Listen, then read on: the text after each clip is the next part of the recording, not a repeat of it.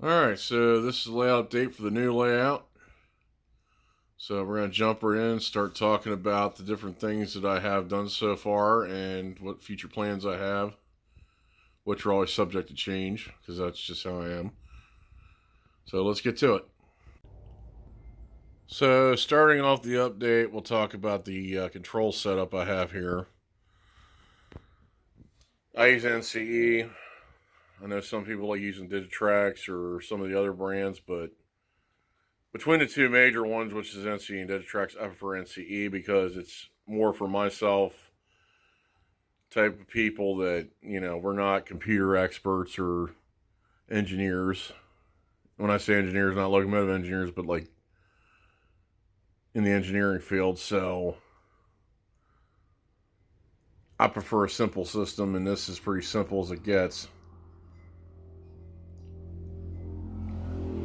I know a lot of guys like Digitrax, but hey, if you like Digitrax, if you're good with that, you're good at computers, hey, that's all for you. I am terrible with computers, so we'll just leave it at that.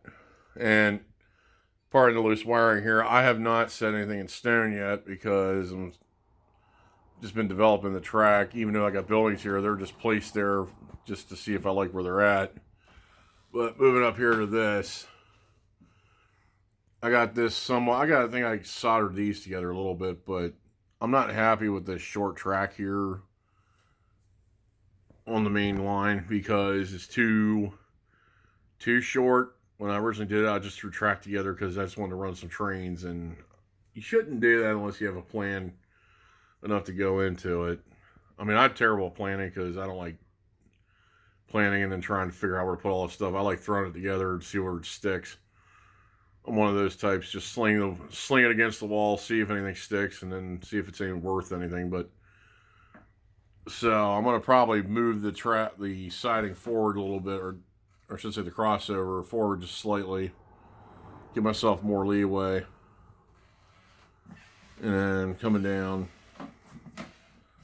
This track eventually is going to curve with this one.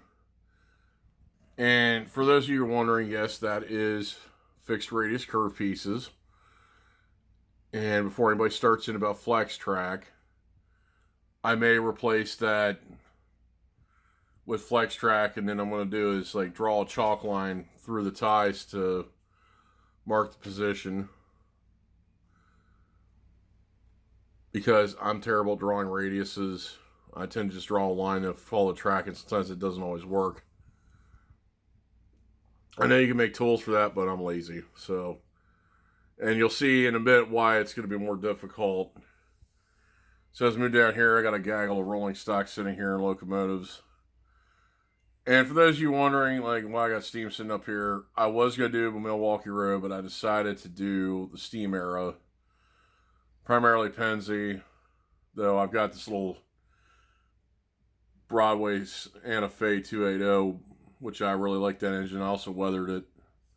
It's actually the first locomotive I've ever weathered in HO, so kind of sentimental, and I don't want to part with it because I'm going to be selling some stuff, which I'll get into that later. But down here, got another panel in place, even though there's no track here yet.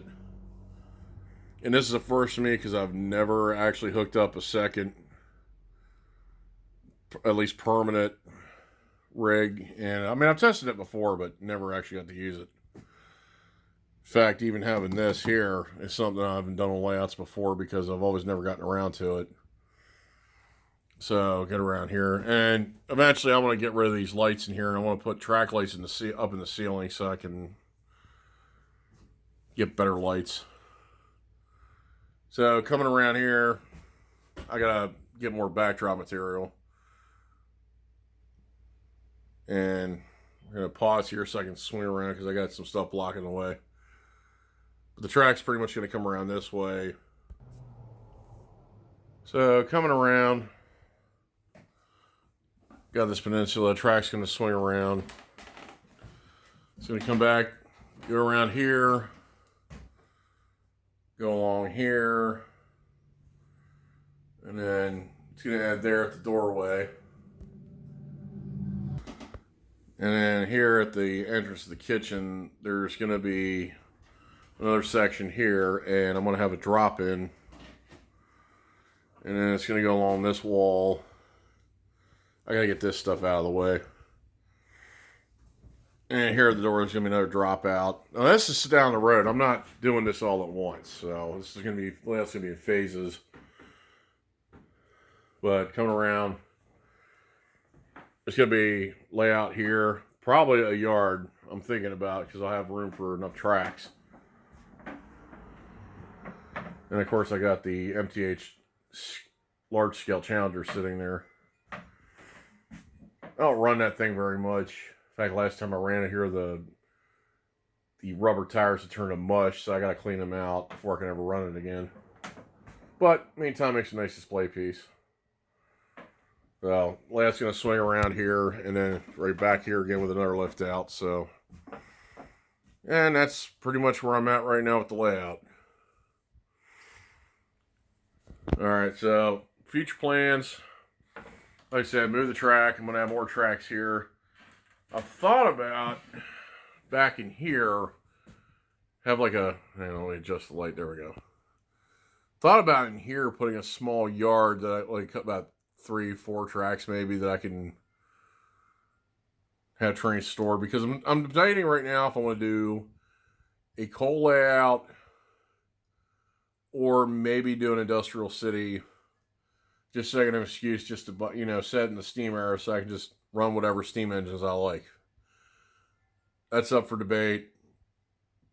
I mean, swinging back over here, the coal era would allow for diesels, but maybe I might just do all steam and then just do a layout in the style of some of the modelers that I like, but we'll see.